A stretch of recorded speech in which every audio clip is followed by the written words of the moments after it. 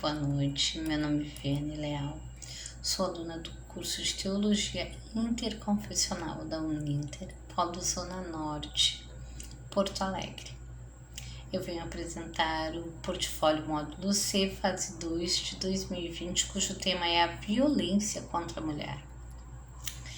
O fenômeno da violência contra a mulher, ele é um fenômeno que ele acontece por muitos anos, por muitos séculos.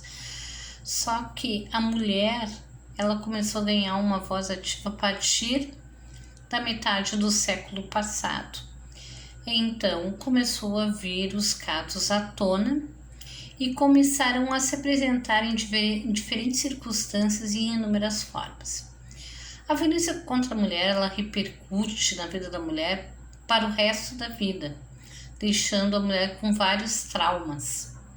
Mas ele sempre aparece em 3 etapas.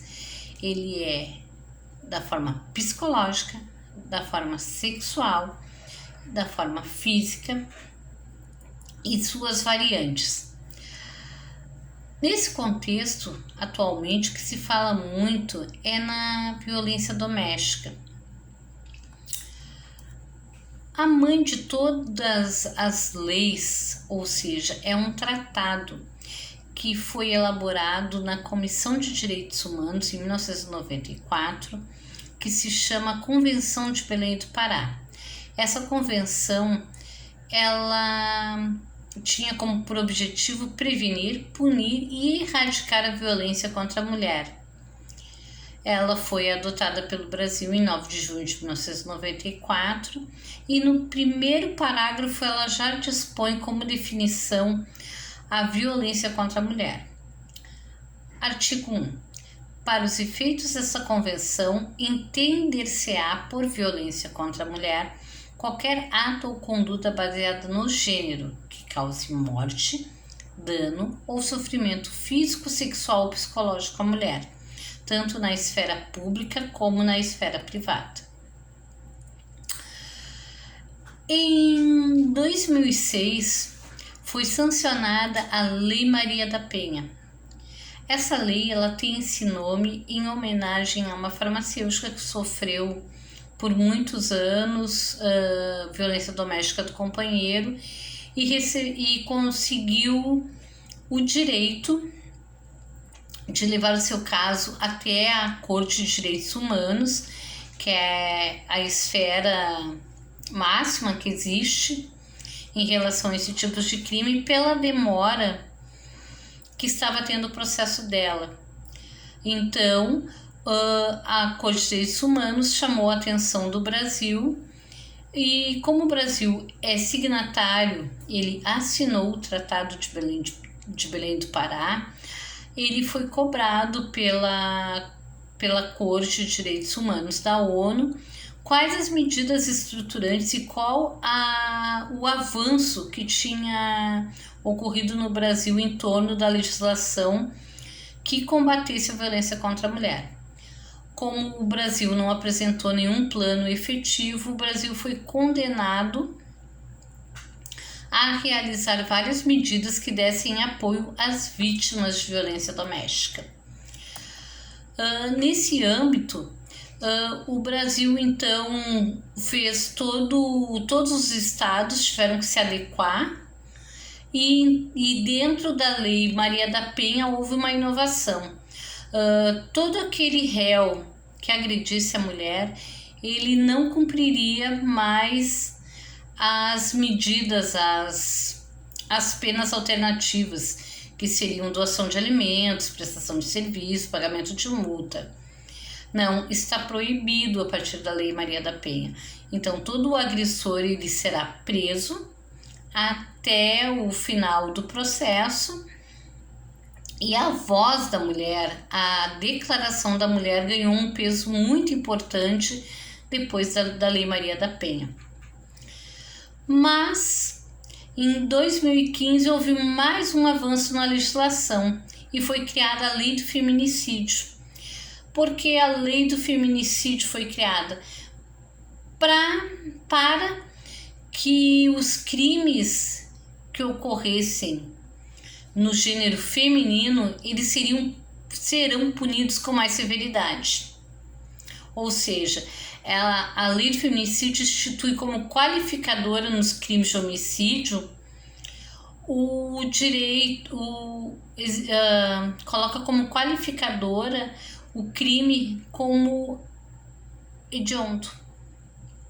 O crime que ele tem um peso a mais, ou seja, porque para muitas mulheres, além da vida, lhe foi tirado o direito de contar a própria história e lhe foi negada a chance de defesa. Geralmente, o que começa com ameaças, ele culmina em um crime bárbaro. Então, a diferença dessas três leis é que elas foram gradativamente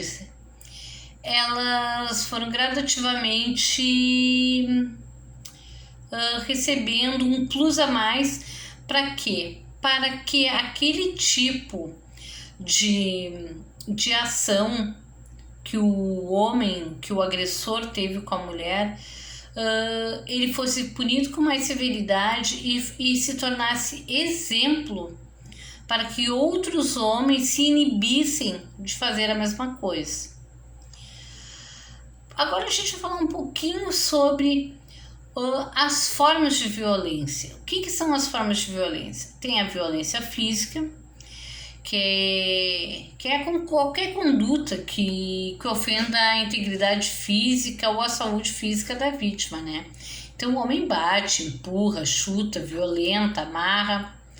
A psicológica, que é a agressão emocional, que o agressor inferioriza, ameaça, discrimina a vítima, faz com que a mulher se sinta que ela é a culpada, que ele só bateu nela porque ela foi culpada, instigou ele até que acontecesse esse fim.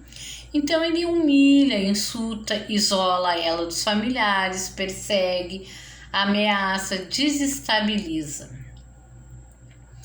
Tem a violência sexual, que é quando acontece a relação forçada, quando ele não se nega a usar algum tipo de contraceptivo, usar preservativo, fiscaliza e nega os métodos anticoncepcionais para ela. E quando acontece qualquer fato que atente contra a sua integridade sexual.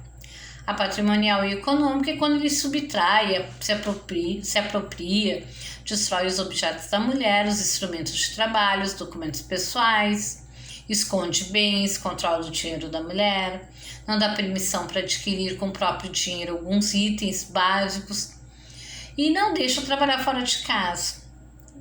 E quando a mulher adquire alguma coisa que não é da vontade dele, ele destrói os bens e os objetos. A simbólica e moral é quando a mulher é humilhada, né? Ela é exposta à sociedade como uma coisa, considerada um ser inferior. Ela tem piadas relacionadas à inteligência, capacidade, e por muitas vezes são publicidades que identificam a mulher como objeto sexual. Como nosso tema é a comparação entre o município de Goiás, Goiânia e Porto Alegre, eu tive um pouco de dificuldade de arranjar umas estatísticas atualizadas de Goiás. Então, o que eu consegui deu para ter uma ideia que no Rio Grande do Sul, aqui em Porto Alegre, a Brigada Militar, a Secretaria de Segurança Pública tem umas campanhas bem efetivas para que se denuncie qualquer tipo de agressão ou violência contra a mulher. E o Estado aqui tem bastante medidas estruturantes, ou seja, tem casa de acolhimento, tem abrigo, tem acompanhamento psicológico. A mulher, a partir do momento em que ela diz que vai levar adiante o caso de violência doméstica, que ela diz que sim, que ela vai dar parte, então eles protegem a mulher nesse âmbito e fazem cumprir à risca a lei.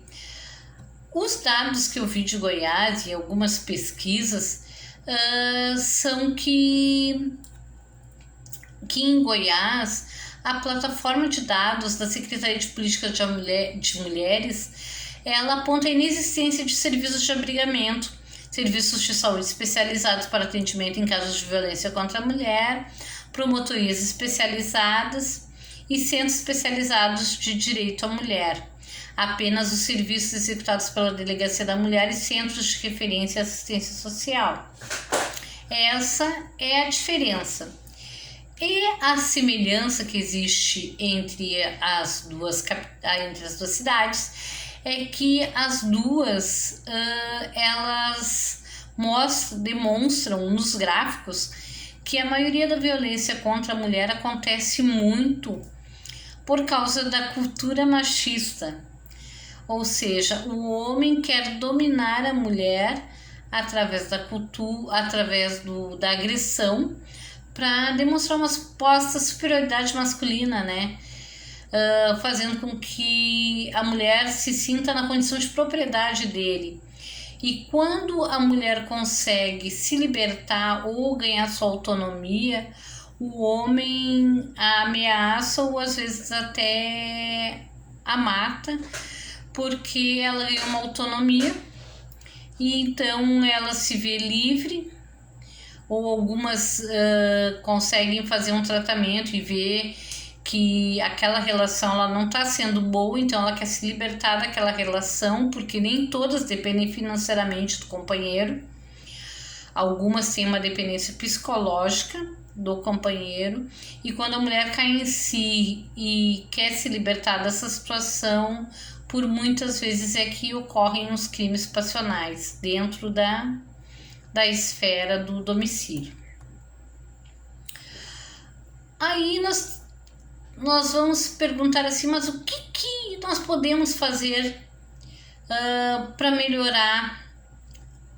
O que nós podemos fazer para ser uma peça importante para que esse tipo de situação não ganhe forma, que nós possamos dar um jeito de denunciar sem que nós vá bater na casa do vizinho ou da vizinha, ou para a conscientização de todos nós, né, como sociedade. Aqui no Rio Grande do Sul nós temos a campanha Rompa o Silêncio. Briga de marido e mulher, se mete a colher sim. Então, como contatar num caso de situação de emergência? Pode entrar em contato com a Brigada Militar pelo 190, pela Polícia Civil, que é o Disque Denúncia, o 180, a Escuta Lilás, que denuncia a violência contra a mulher, é um 0800 541 0803, e o WhatsApp da Polícia Civil, que é o 984440606. Todas essas campanhas, elas estão adentro do programa Rompa o Silêncio, ou seja, tu é um vizinho, tu é um colega de trabalho, tu tá vendo que a tua colega tá chegando sempre com escoriações, tá sempre caindo, tu vê a opressão do marido, do companheiro, do namorado, tu acompanha esse tipo de caso, então você denuncia. Mas por que eu vou denunciar? Eu vou me meter? Não, você está salvando uma vida. E além de salvar uma vida, você está protegendo, às vezes, a família extensa dela.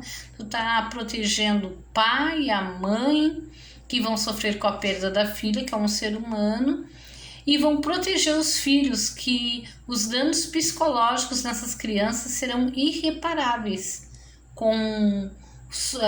convivendo com esse tipo de violência diariamente.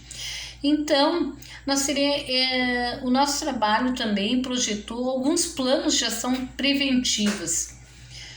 E o que eu pensei? Dentro desse contexto, a gente sempre tem que usar o esclarecimento. Nós temos que fazer palestras, nós temos que esclarecer e mostrar às pessoas que existem canais de denúncia, que essas pessoas têm que ser multiplicadores dessa ideia para que ela se efetive, e também eles têm que ser divulgadores nos seus meios sociais. incentivando a não se calar, incentivando o respeito. Nas escolas, há muitos casos de crianças que vivem, infelizmente, com a violência contra a mulher dentro das suas casas. E dentro da escola, se houver um projeto que esclareça essas crianças e esses adolescentes, eles próprios podem ser canais de denúncia sobre esse tipo de abuso. Na igreja também, eu vejo que pode ser criado um projeto para os seus líderes para conscientização e esclarecimento, né, sobre o tema violência da mulher, e esclarecer também que dentro da igreja os líderes darão apoio e acolhimento para essa mulher e divulgar entre elas os canais de atendimento e de denúncia. E o objetivo também dessa campanha dentro da igreja é esclarecer que, partindo da premissa que Jesus deu voz, amou e respeitou as mulheres em uma época em que elas eram tratadas e equiparadas às coisas, os que professam Jesus, os homens, devem estar atentos a seguir o exemplo do nosso Mestre. No ambiente de trabalho, pode-se criar projetos, criar grupos que forneçam orientações aos setores sobre os meios de denúncia disponíveis pelo Estado, além de verificar colaboradores que se atentem aos sinais físicos e psicológicos das funcionárias e se reportem ao seu superior hierárquico que irá comunicar para criar meios de acolhimento da empresa, encaminhando ela para um profissional habilitado para que encorajem ela a denunciar, assim como o colega que viu ela machucada ou viu ela passando por alguma situação de abuso também denunciar esse agressor. Na família e no meio social, então, como há uma liberdade mais efetiva das pessoas, devemos então falar entre os nossos e o nosso meio social sobre esse assunto, não deixando se criar um tabu, orientando familiares e incentivando que não se calem perante uma situação de violência e que eles tenham e que eles criem respeito ao gênero feminino, desincentivando qualquer comportamento inadequado, preconceito e desejos de vingança. A incidência maior desse tipo de violência, ela está na época em que a moça ela está desaflorando, que ela está tendo começando a ter relacionamentos. Então, o homem nesse sentido, ele se sente inseguro. E a maioria dos casos em que nós temos vistos não chega a ser tanto de intolerância de relacionamento homem-mulher, mas são crimes passionais. Então, dentro desse contexto, eu concluo que as sequelas desse tipo de violência elas ficam em toda a família da vítima, principalmente nos filhos, que levarão as marcas psicológicas e físicas desse triste episódio. E eu concluo dizendo que denunciar é um ato de amor e é um dever de todo cidadão. Obrigada.